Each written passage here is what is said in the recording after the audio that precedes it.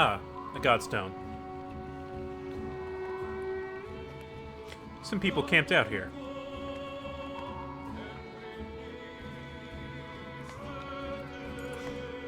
You find a surprising number of people camped out at the godstone.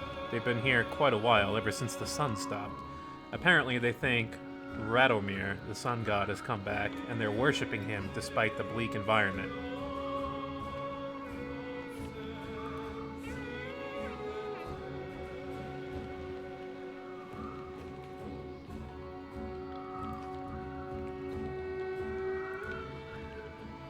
They welcome the caravan, mingling and swapping stories with the others while you rest. They have almost nothing of value to trade, but their leader approaches and offers to let you join in their tribute.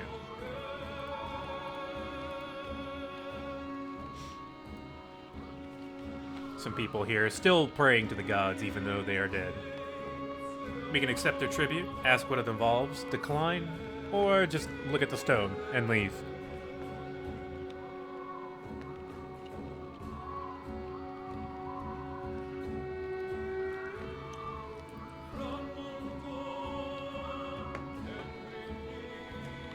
Looks like we'll ask.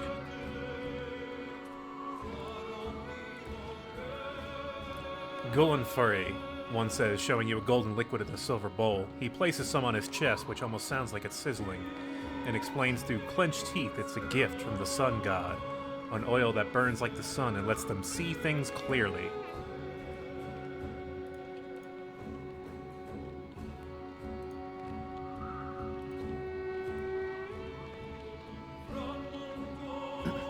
Do we want to burn oil?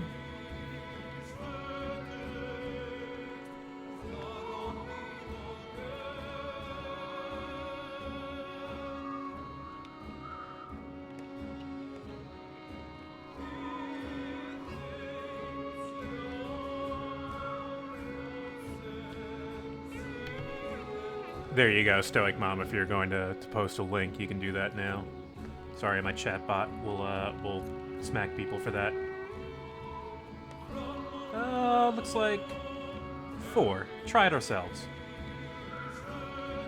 Get yourself a taste of that pain oil. Wait, what?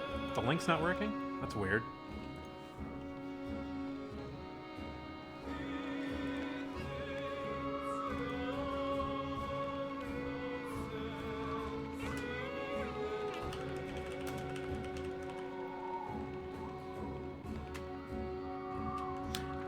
Send a link to me, and I'll post it. I apologize for that. Bravely, you give the offer a chance. When you apply the oil, your skin starts to burn like a hot brand, but you bear it. It doesn't reveal any secrets of the universe, but the worshippers are impressed by your courage and give more oil to take. We'll inspect the godstone. There we go.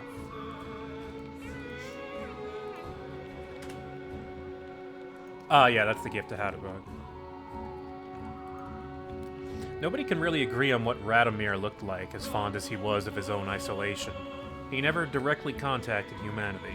Most think he was a serpent that lived in the sun, and it's not uncommon to hear speak of seeing the tail of a great creature slipping through the thin clouds on a sunny day.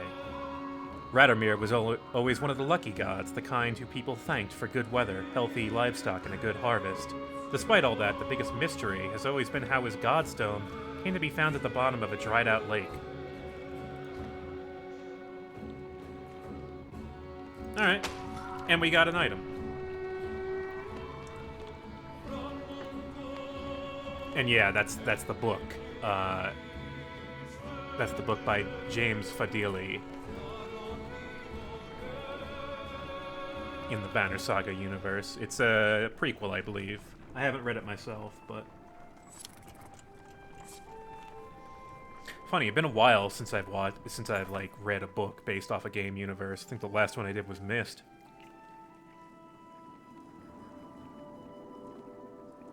Several people have noticed black vultures circling around the caravan, taking advantage of the light snowfall. They pose no threat, but they have a visible impact on the mood of your clansmen.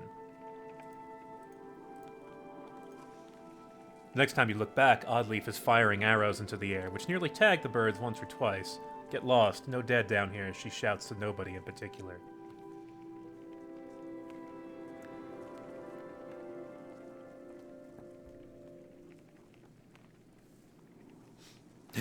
we could just say nothing, stand next to her, and keep shooting arrows at the birds in the air.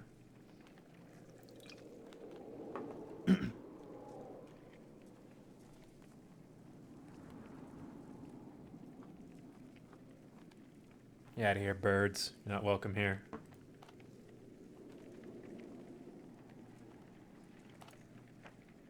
Join her. First person to knock one out of the sky gets their wish granted, you announce. Several of the caravan give it a try, including Alet, enjoying the sport and turning around morale. It's no surprise when one of Oddleif's blue feathered arrows brings down a bird. Yeah, sports. Sports. You know, says Oddleif, scanning the caravan, a lot of these women, they could do this. You could tell from the look in her eyes she's excited about the idea. I think I'm going to start training them how to fight, she says.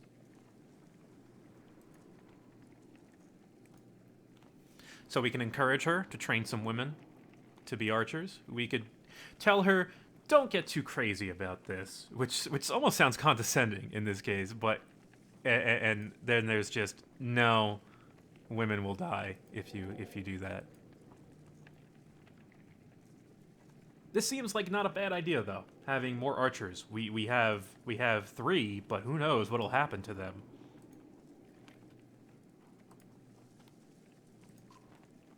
We can always use more fighters, you tell Oddleif. If Alet is any proof, you know how to train someone with a bow. Oddleif gives you a smile.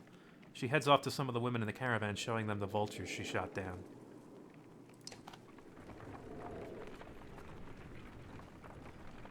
So, maybe that'll come up later.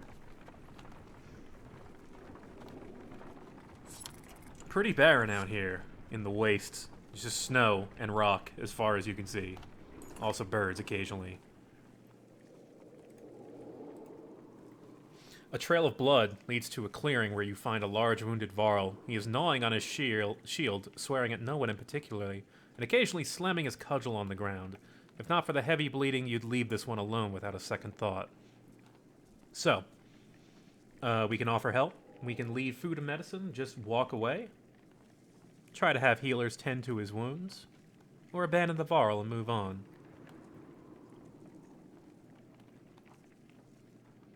Yeah, if you're What a good remark there of if it were just an uninjured Varl sitting in a field cursing and thrashing, it would just be a normal day.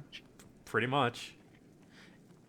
Yeah, if you're a bit behind, I recommend refreshing just to make sure you can keep up with the vote. But I'll leave them up a bit longer. Sometimes I cut them a bit quick when I think it's been decided. Here, we're not so sure. We're stuck on 2 and 3. We can help if you want it, or try to have healers tend to his wounds.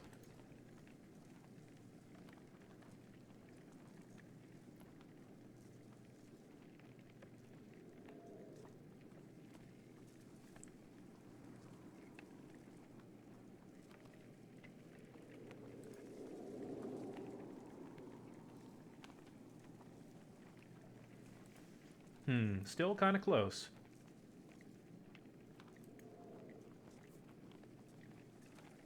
If I see one more vote, I'm deciding it.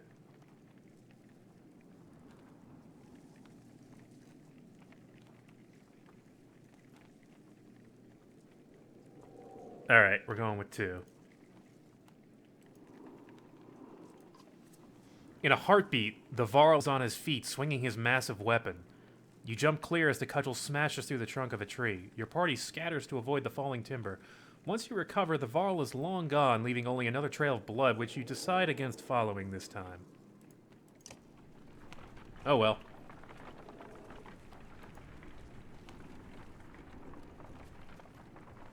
He was not ready for people to be nice to him.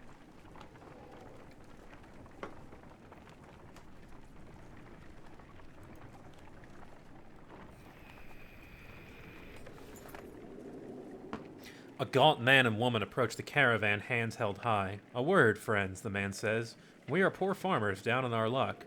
The woman hits him and says, we're outlaws, plain and simple. 10 of us and we'll help you fight for some food 10 of us and we'll help you in a fight for some food up front. Get the phrasing right on that. Join us, but you'll be watched is the first choice. Second is, what did you guys do? And 3, just go away.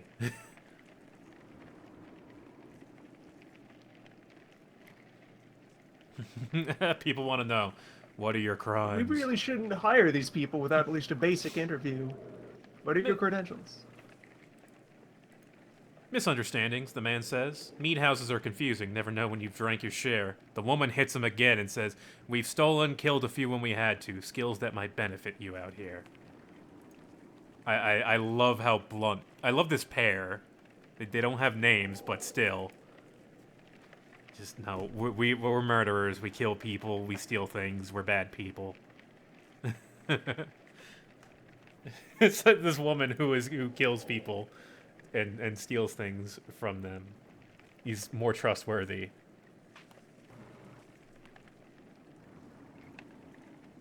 The observation station, yeah.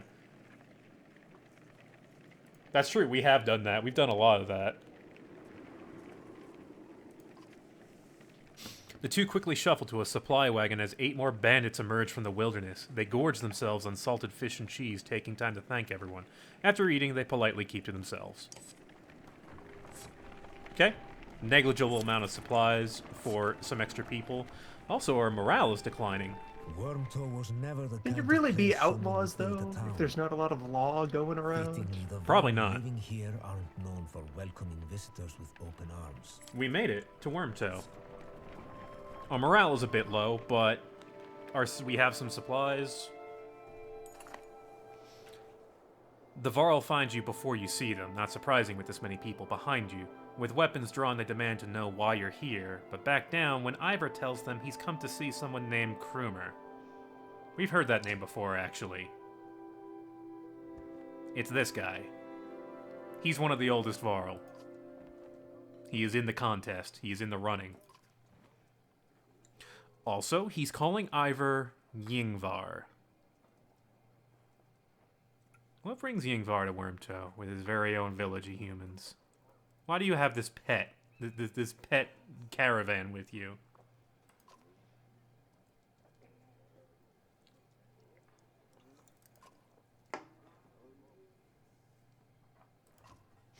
As you follow the old Varl into their meager town, you catch him saying, "If it were anyone else."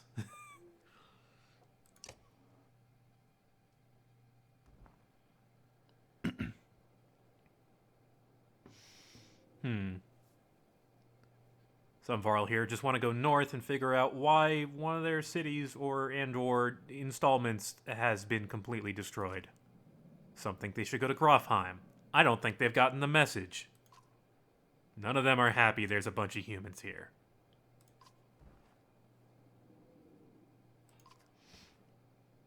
Krumer just is sick of this crap. He just wants to smash things.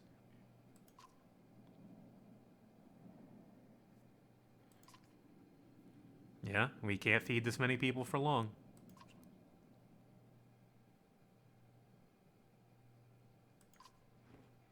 We could pitch in. And Krumer reminding you, in case you've forgotten, Varl do not like what human settlements are like. They tend to be cramped and not have the kind of space or privacy that Varl prefer. They don't want to live with a bunch of humans. Ivor is a strange case. Krumer, however, wants to go to the Varl King. Let him know, hey, those guys are back. The boys, they're back. In town. Our town. Varl King. Oh, as close to one we have. Technically, he's the top Varl.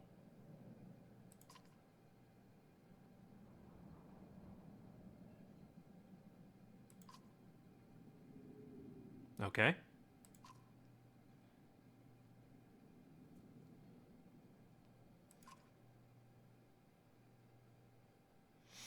Even if Jorundr won't listen to a tired old Varl like me, I have a feeling they'll pay attention to your friend Yngvar here.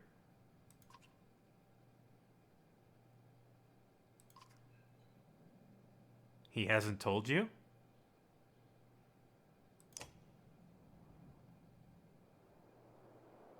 Something about Ivor that we don't know.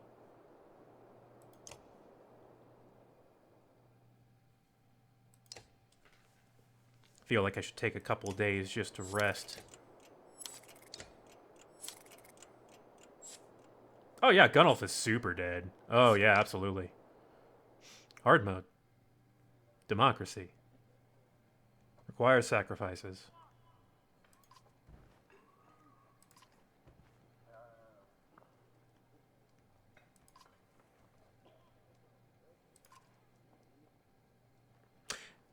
Pretty sure we can ask all these questions.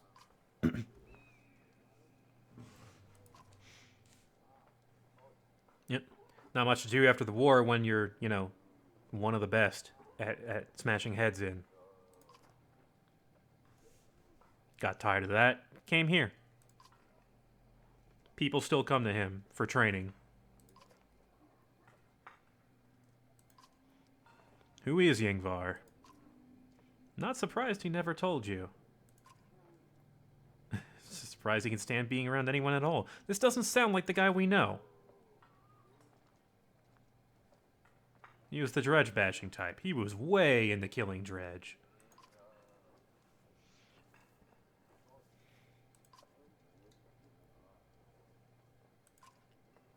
But you have some great stories.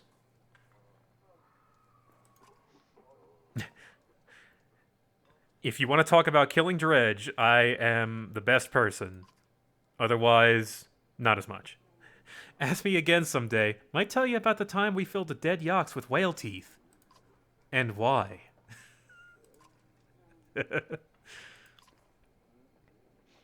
Any tips for fighting dredge? They're all armor. Tap them hard enough and it'll shatter. Line up a whole roll of slag and they'll explode on each other all the way down. Basic tactics that we've been using.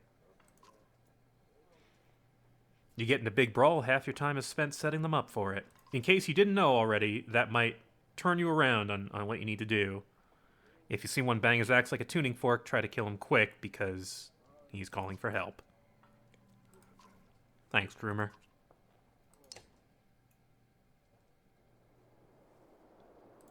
So let's see, where are we on the map right now? I'm a little curious. Here's Wormtow. A small Varl town that's kind of secluded. And they're saying we need to go to Grofheim. That would be up here. We're closer to converging on the other group. Mm-hmm. Yeah, we're gonna eventually meet up. Obviously. It's kind of how these games work when they tell two stories like that. So let's see. One more look at my team. Oh, Krumer's in our party now. Nice. Krumer is all strength and decent armor. Good armor break as well. But he is a high strength character. Not many Varl older than Krumer, and many who have had as much experience fighting the dredge. He is a war leader. His ability is interesting. Forge Ahead basically lets you put someone's turn next. Unfortunately, like Malice, it is limited at range, at rank 1. So there's that. He's also got Heavy Impact. That means anytime he hits, you know, he does a strength attack, it'll hit adjacent people. Oh, right, we got this too. We got the oil, the sun oil. 15%, 2 times strength damage. That's a 15% critical hit chance. Not bad. I think that's it for here. I think we can move on.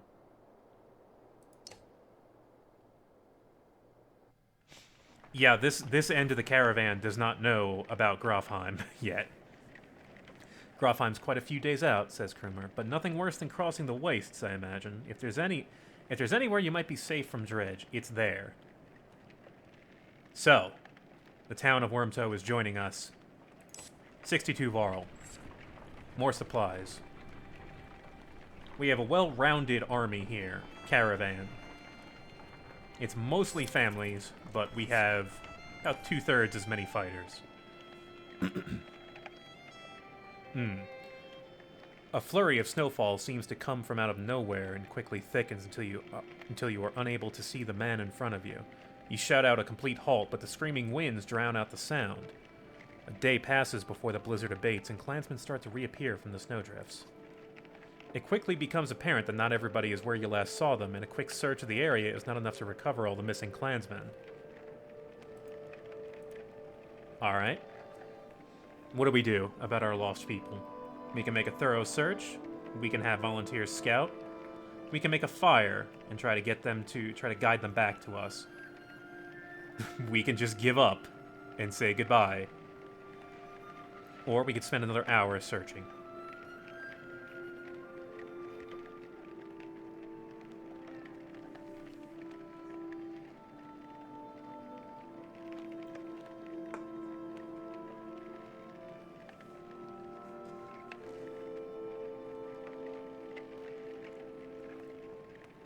Pretty divided on this one. Looks like we're leaning towards number 1.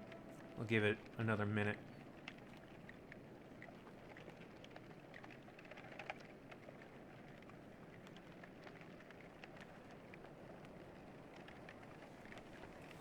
Oh, we're tied.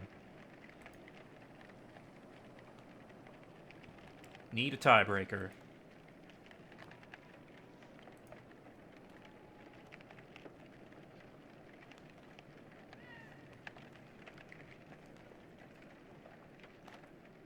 There's one. Alright, we'll make a thorough search.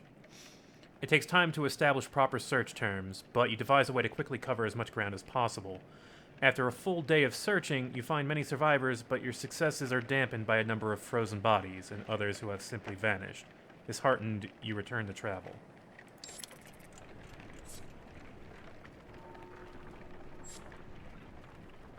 Blizzards. Don't get lost in them. You will die. Pretty easy to die in a blizzard.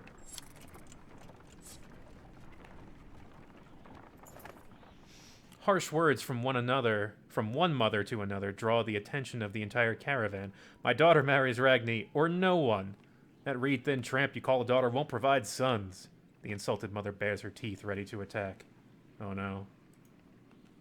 The moms are fighting. We can let this play out.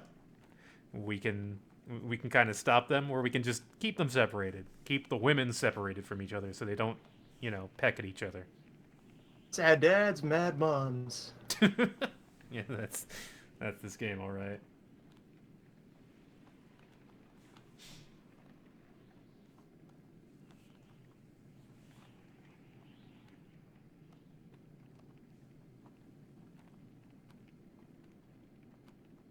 Looks like we're torn on having the women explain themselves or separating them. Just saying, I'm sorry, my job is not to babysit you guys. Looks like 3 is just pulling ahead. Oh, we're tied.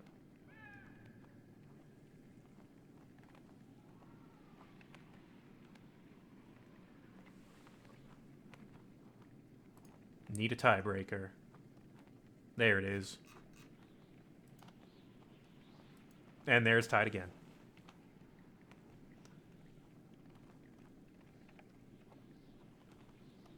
Yeah, there's a lot of random events you could see at in different chapters, which is kind of interesting. So your game flow will not be the same each time. There's no time for this, you say, and signal to another man. The 2 women are moved to opposite sides of the camp, kicking and swearing. Though you might have handled it more deftly, most of the caravan finds it entertaining. Morale improved. You know what's been really worrying me is that we're not getting renown from these decisions. Because we're at the point now where we have a lot of space to promote, but we don't have the points. You haven't seen Alet for much of the day. When you do find her, she's returning to camp alone from a fair distance away, looking rather sullen. She keeps her eyes on the ground as you approach.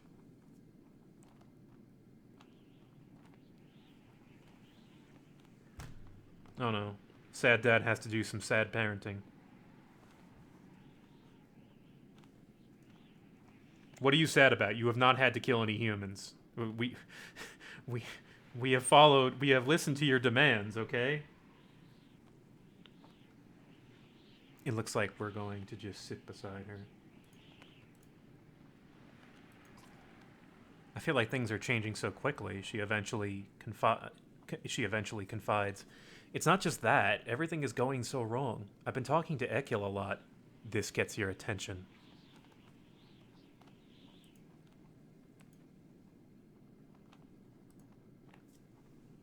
What has Ekkill been doing? What are you planning?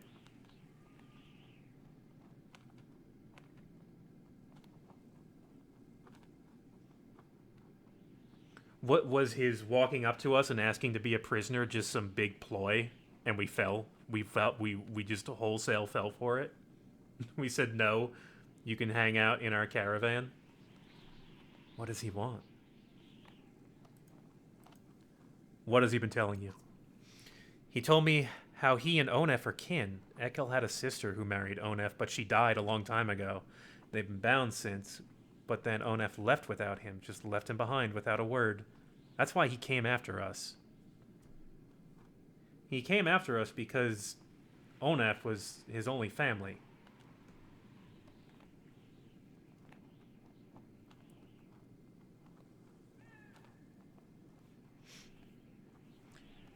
We can tell Alet to not trust him. We can just instruct her to stay away. We can confirm his story. Or we can walk up to him and probably just punch him in the dick. I think that's also an option. I kind of hope that fourth option just stays around in all conversations henceforth. Regardless of whether or not Ekkill is involved. Regardless of context, regardless of situation. If we go back to the Varl caravan, it should still be there. There's dredge coming. Threaten Ekkill. Who? Just yell at him. Just make sure. Make sure he's not talking to my daughter. You don't have a daughter. Ed did this. What, sir? Eventually you find Onef back at camp and relate the story. Is that what Ekkill told you? Replies Onef. Then he sighs. It's true about his sister. She died of a fever when we were just married. Surprised he opened up like that. So I left him in Frostfeller. He continues. He'd be fine one day, ready to kill his own men the next. Sometimes he would. I'd make the same decision tomorrow.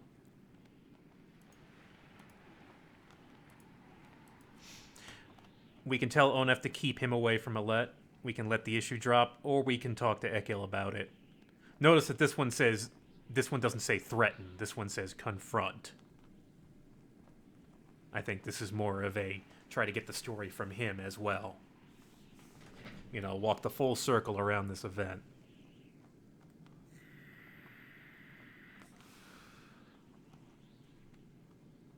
Yeah, people want to talk to Ekkill. Sure, I always take the chance to talk to Ekkill. So you march directly over to where Ekkill has been forced to stay, far away from the rest of the caravan.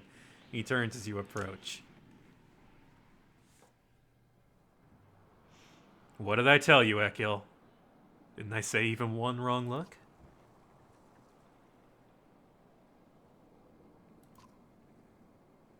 She's the only one who gives a damn about the people around here. Ekkill, are you going to try and get all high and mighty on us? Because this is not your strong point, being morally superior to others. Look at you, running around, saving everyone's hide, making decisions. Good for you. I feel like Ekkill is at this point blaming a bit too much on Rook. He's just leading the thing. He didn't end the world. He didn't put the sun, make the sun freeze in the sky. I see Alet helping the women, cooking food, taking care of the old, playing with the children, talking to outcasts, like me. Do you know she sews up the wounded every time you get them bloodied in a fight? Remember when I said you were a leader? Yeah, they join you. But they follow because of Alet. Severe option here.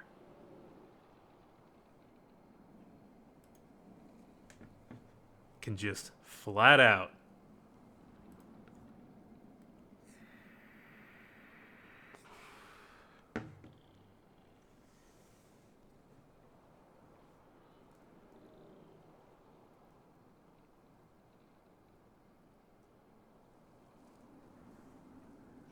Yeah, Ekkill is being a bit forceful about it, but he's not entirely wrong. Alet is the person keeping people here because she doesn't have to concern herself with the hard decisions. She just has to take care of people. Ekkill is kind of has a bit of a. I think he's oversimplifying things, just a bit. But he does have a bit of a point. We're not going to kill him. I'm not saying you're a bad dad.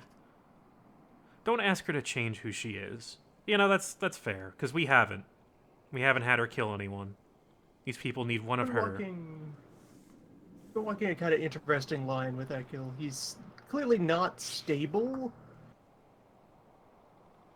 but that, you know, it causes him to kind of waver around gently in this kind of vague area of opinions. I actually really like Ekill's like story arc here, because you're constantly like, do I kill this guy now? Is he dangerous? What do I do? Yeah, Ekill's Yes, great. he can take this, but to who at a given time? Yeah. 13 days of supplies. I'm getting a little worried.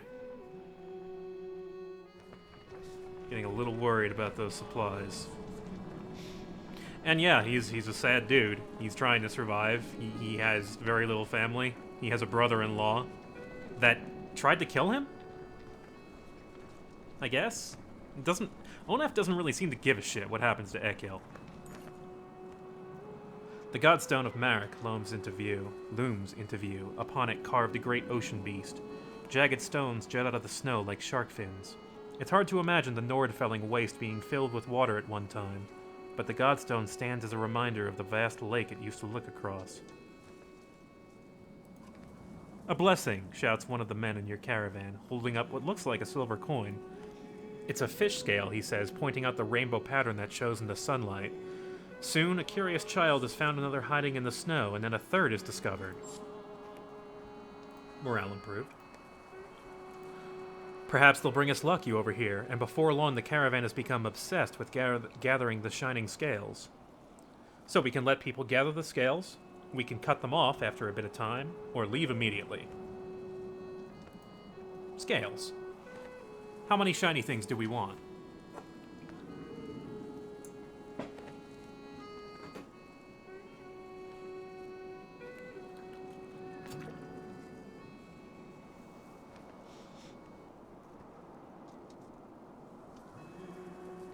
Everyone gets one scale, okay? We are stopping for only a moment. Get it out of your system, collect the shinies, and move on. Looks like we're going to cut them off after a reasonable amount of time.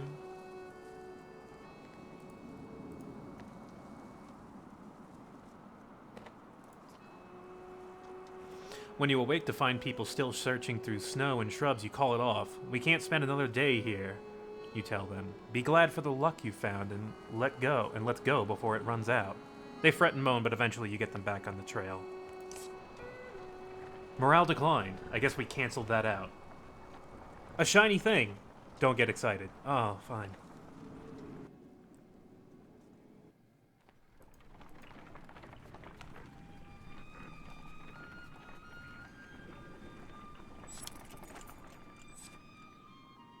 Oddleaf calls you over, grinning. A row of women holding bows of differing age and experience line up before a row of trees in the distance. They fire, doing an impressive job of hitting the trunks. I think they're ready to fill some dredge with feathers.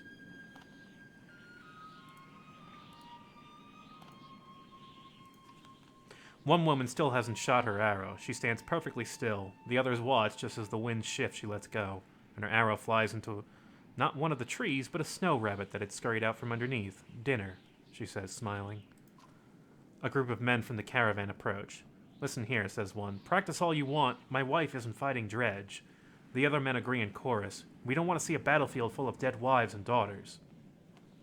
So, we can encourage Oddleaf to train even more. We can stand by the women becoming fighters. We can tell the men to chill out.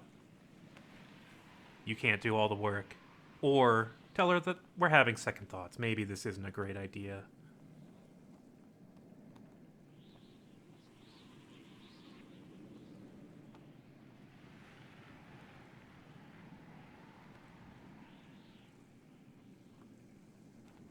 Train more. Man, some of these women might die. Train more of them. All of them will fight. We will have no civilians in this army. Only fighters. Looks like 2 is just a little ahead. I'm gonna If you call find yourself looking over a battlefield full of your fallen comrades, maybe that means you didn't fight hard enough. Yeah, maybe more of you should have been fighting. What are you doing standing around when everyone else got themselves felled on the field? You know, we said this earlier in the game when we spoke to Oddleaf. We said we'll vouch for you when she wanted to be when she said I can't be a leader, people won't follow me. This is kind of how we're getting around that. The men argue their point, but eventually relent. Thanks, says Oddleaf. To be honest, it was harder than I expected, but the more people who can hold their own, the better. The women return to camp not just as clansmen, but as fighters. 25 fighters. Minus 35 clansmen. How did that... Oh, no.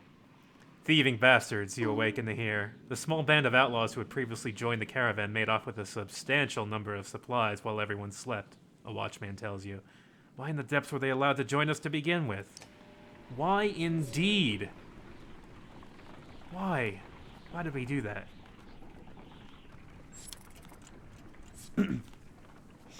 Numbers fall. Numbers rise as well. Well, at least you have to put forward. They at no point deceived us. Oh yeah, no, they were 100% honest, and I love them all the more for it. You hear a whistle on the wind and spot a long line of Varl far up ahead, heading towards you. Behind them is a swarm of dredge and a trail of bodies leading off into the distance. Get down there, barks Krumer.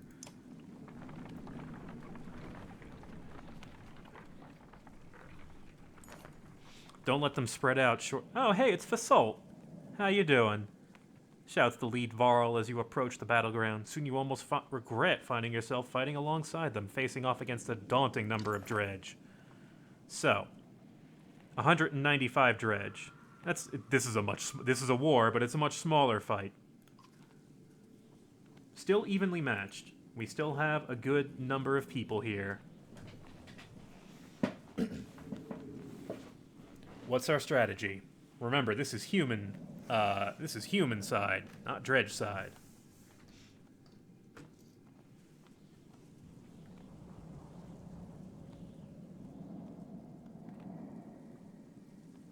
Looks like people are going to play it cautiously. All right.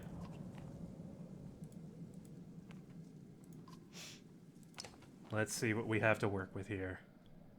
Fasalt is in our party now. Krumer is here, and... Oh, no, we can't promote him. Shit. I should have done a training thing. Should have done a training montage. He's got 11 and 13. 2 break, 1 exertion.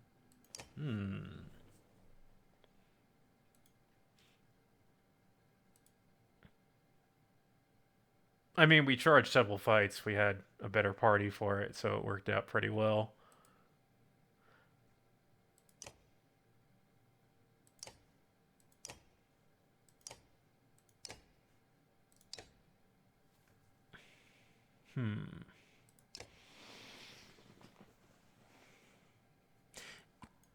Okay. I'm gonna put the large man here.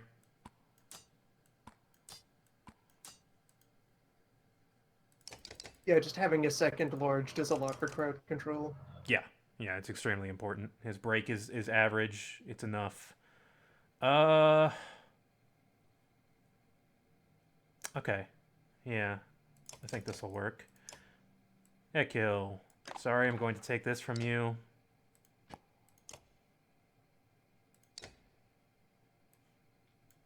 There we go.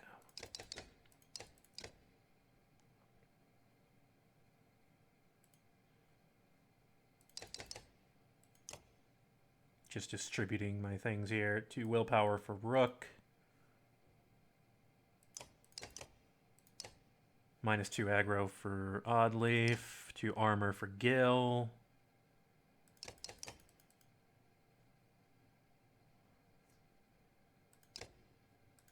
What's his passive again? Okay, it's heavy impact, so yeah, groups. All right. Oh boy. Okay, a small group, but 2 very large shield men, 2 colossi with 22 armor, 14 strength. They are going to be an issue. Yeah, we're at the point where we need to actually like think about who we're using here, but we kind of just have to go with what we want. Okay, the archers are on this side, so I think I'm going to structure myself over here. Now, Gil has 2 extra armor.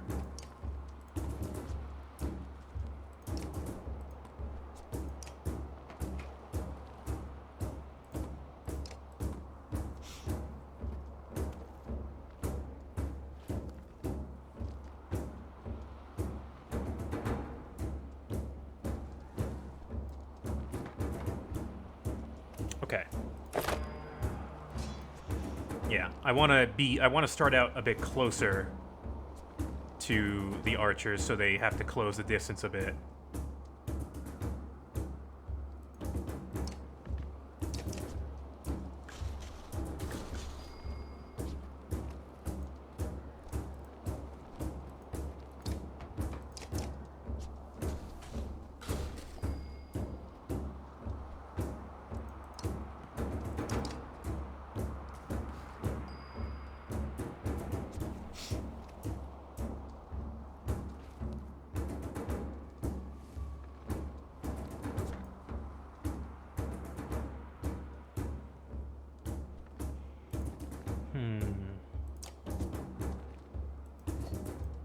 No, let's not jump the gun here. Let's do this smart.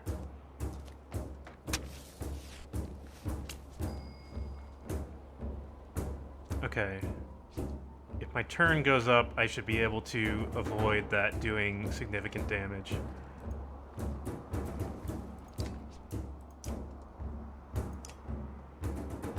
The guy's going after Ivor.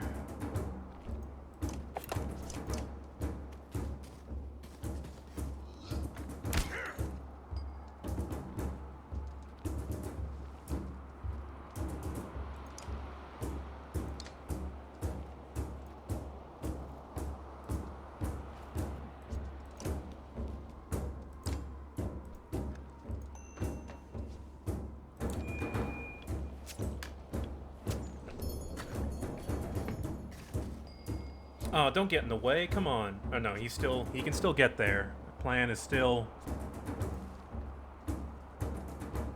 but if I move Ivor up there...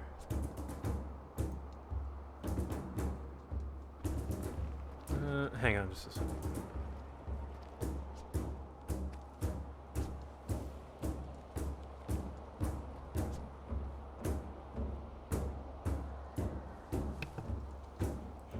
What to do with Ivor?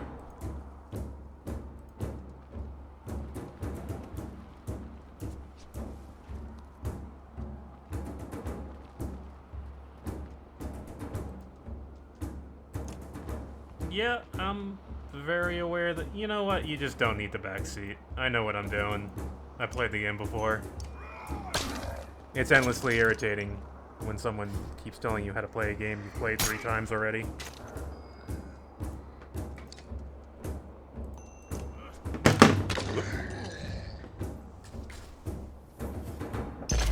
Good. I'll take it. You know what? Blow me up. Let's do it.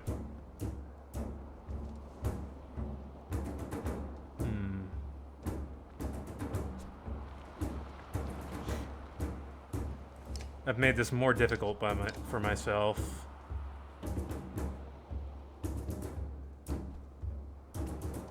Fortunately, we're gonna take a bunch. We're gonna take some damage because of those bombs. I don't really have a whole lot of it. You know what? Hang on.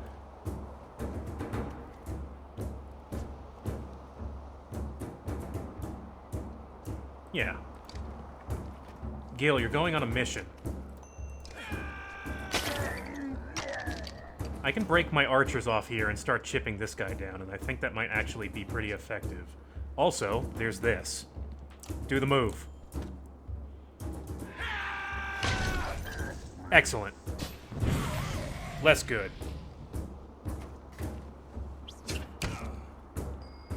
Bombs did a lot of damage because I took a bit of time getting all that stuff in play. I was really afraid to jump the gun on that.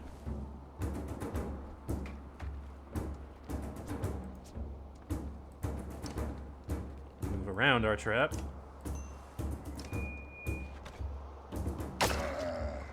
Okay, Oddleaf goes next. I can either set up a trap or do some serious damage to that guy, which... Or not, because she does not have enough, in fact. Alright, in that case, I can trap... Oh, of course it's this guy. Alright, well, you know what? Either way, I'm going to come out ahead, because... I'm going to put this right in his way. He can either move into it and block the other guy from getting to Rook and Gil. Good. Yeah, you know what? Do that. Ah, the instruments have arrived.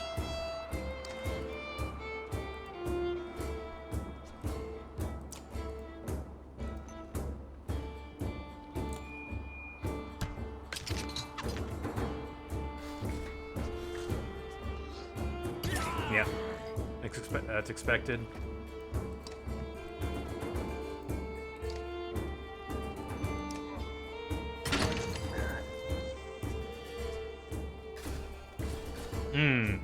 One-shotting either.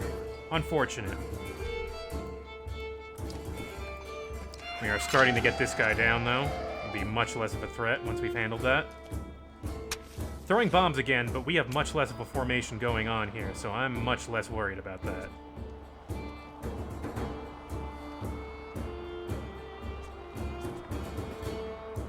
Rook is next.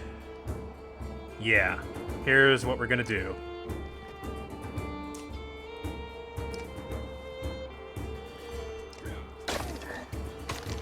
Gonna do as much damage to that guy as we can. Please stop covering Krumer in bombs. Alright? It's not good.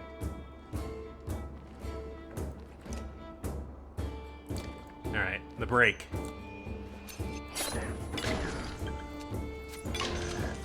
Not enough.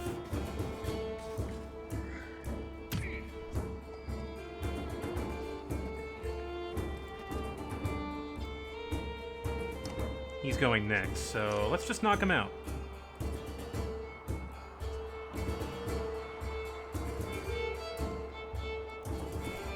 Oh, right. Puncture is what gives me that strength, so I gotta keep her there. Fine. There's not enough guys on the field that can really hurt her that I want to do that.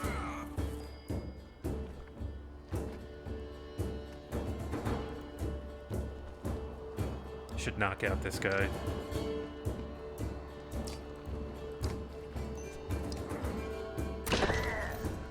And those bombs will go off and help me. Slightly. Never. Well, no, they'll still go off and help me.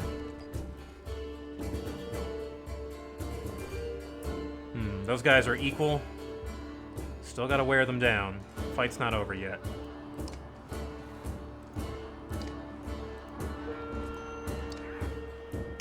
Oddleaf and Rook might have to take care of them. Damn it, no. Oh, that's just the first set. Hang on. Waiting for the second.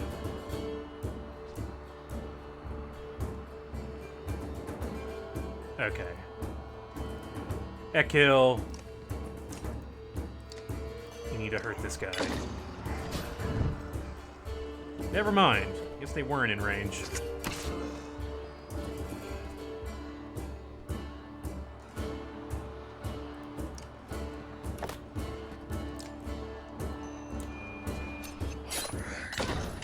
There we go. Much better. Much better. Krumer holding up. Oddleaf going to snipe this guy out. Puncture doing work again.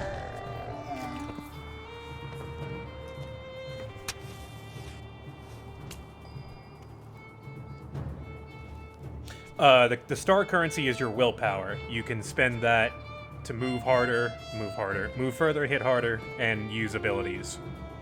You can replenish it by using the war horn, which ticks up for every kill you get in a battle. So here I'm about to kill this dude. That's another point of willpower I can spend. I can give to whoever I want. Double! Oh, wow. How about that? There were bombs there. Well, this fight is over anyway. I should have given that to Ekkill. Also, I don't think we're not doing the move. I'm sorry. My apologies.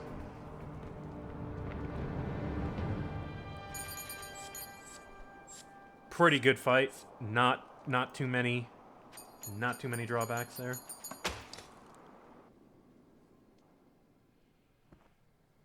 Isn't this a damn curiosity? Yeah, what are you doing here? This is the second time I've been sent to find a Varl who is heading in my direction with humans in tow. So, this is some time after the Varl caravan stumbled on Grafheim and found out it's gone. There's nothing there. The king is in Einatoft. That's another Varl city. They sent me to gather Krumer and the rest from Wormtow. And there's a lot more of them.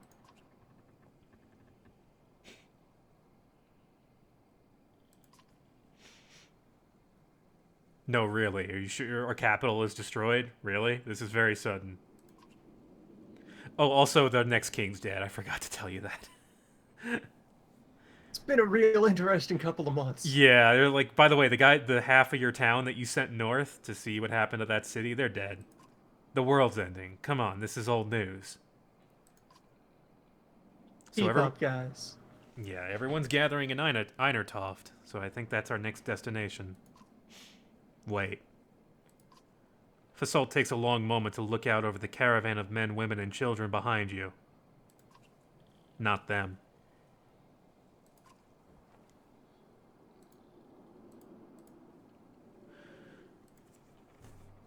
Fasalt is trying. You're not an army. You're refugees. Here we go. We don't do that. It's happening. It took a while. There's been a lot of talk about this, but finally someone is... No, really. We can't take care of 200 people. We can ask a very innocuous, what do you mean? What could you possibly mean by that? But also, we have levels of severity here. By the way, we just saved you, and also, you're gonna have to kill me first. We can be very blunt with Fasalt. Fasalt is not someone we would have trouble killing, I feel.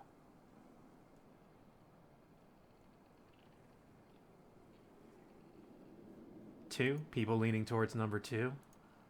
Fasalt, we saved your under-leveled ass. You should really be thankful. You know, we've killed a lot of dredge, too.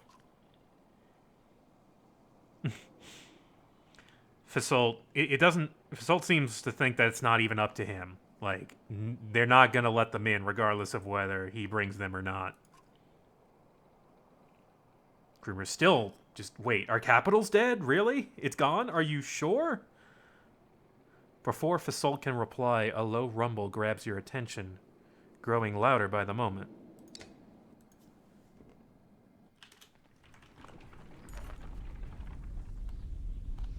Even though it's beyond sight, all eyes turn in Grafheim's direction as the rumbling becomes deafening, transforming quickly into cracking and splintering. It's coming closer. Go, shouts Fasalt, taking off towards Einatoft. Don't stop until you reach Hatterborg. Something is happening.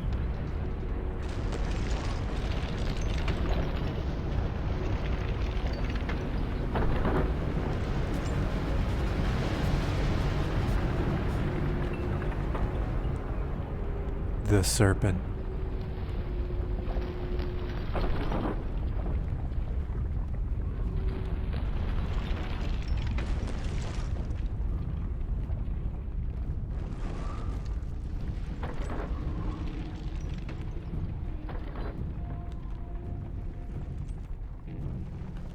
Those mountains just didn't fall down on their own. Something moved them. Saw a brief glimpse of it. A tiny morale hit. Yeah. Yeah, you're still walking on the map, so technically the days are still ticking.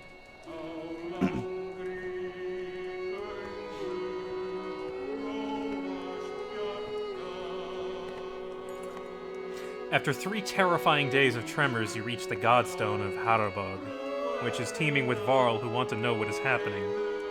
Others busily mend makeshift defenses set up around the godstone of Harabog, creator of the Varl. So that's the god who created the Varl.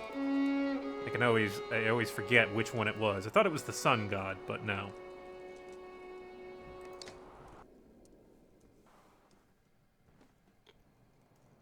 Fasalt is just like, yeah, okay, see yourselves off, bye. Something is out there. You're just gonna send us away?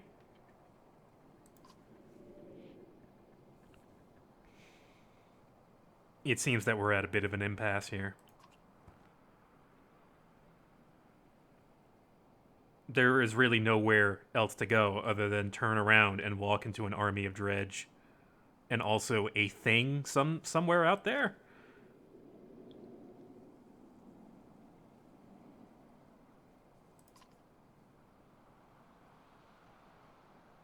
No, really, this isn't your place. This is our place.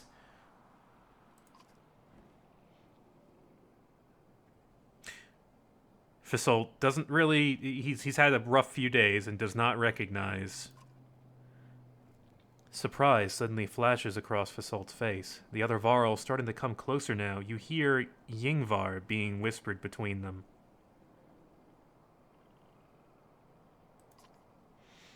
I think this might be the one person you want to let into Einertoft.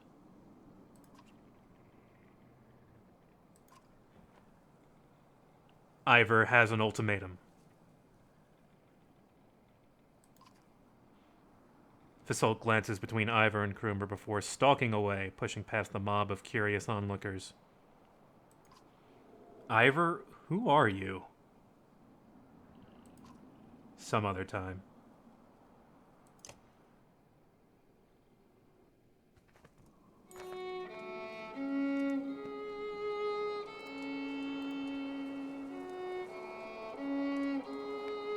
You spend the rest of the day recovering. Varl come and go in packs, and most of the chatter is about the quake that just sank mountains into the earth, or the dredge that are still on their way. You hear rumors that a massive chasm has opened where the earth split.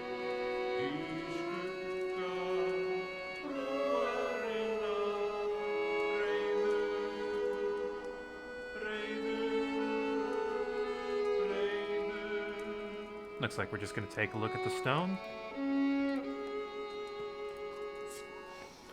The little you know about Hatterborg is that he was a disciple of the Loom Mother and learned to create under her guidance. He created a few beasts but soon became bored with simple animals and began combining man and beast, ending up with the Varl.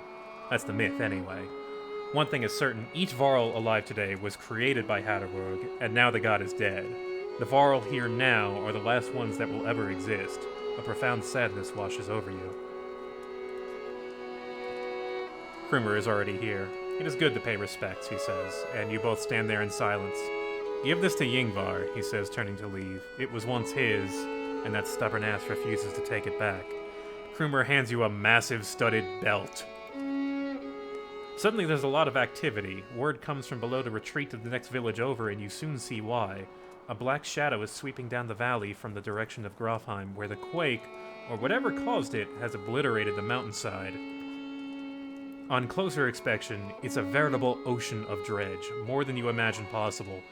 In their midst is a towering giant of a dredge, blood red from head to toe. You gather your things in short order and join a good many Varl, leaving the godstone behind. We got the Farthingjord.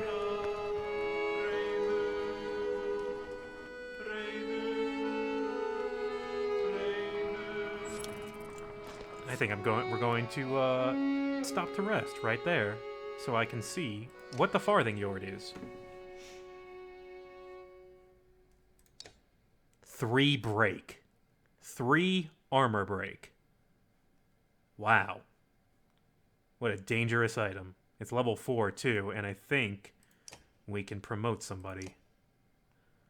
Who should get the break? We can give it to Ivor. We can give it... We can give it to Gil. Or Rook.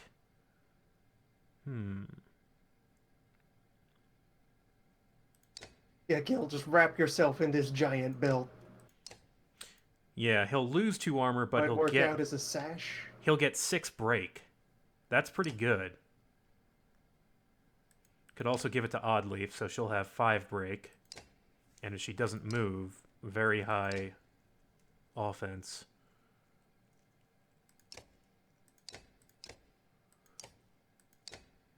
Yeah, you know what? Let's give it to Gil.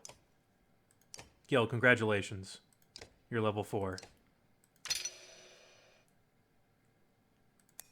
1 strength, 1 armor. And 3 break. Congratulations. What does he have? Right, the extra aggro, the 10% strength defense.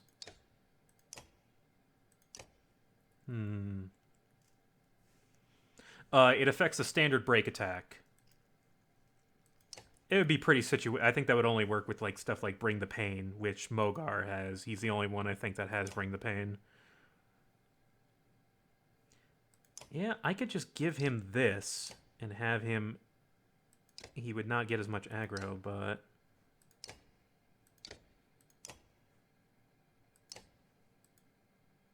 Alright, for now I think that's pretty good. And I think we're at 4.5 hours. I think I'm going to call it for today. I want to thank everyone for coming by to watch. We've still got like a third of the game left. Still got a pretty significant portion of the game left to go. Might be able to finish it in one more stream. So we'll be doing that next Saturday. Next Saturday at probably the same time. Probably noon my time, 2 p.m. Eastern. I will announce on Twitter. That's usually how I do that. You can follow me at thevoiceofdog LP. At thevoiceofdog LP. Also, The Voice of Dog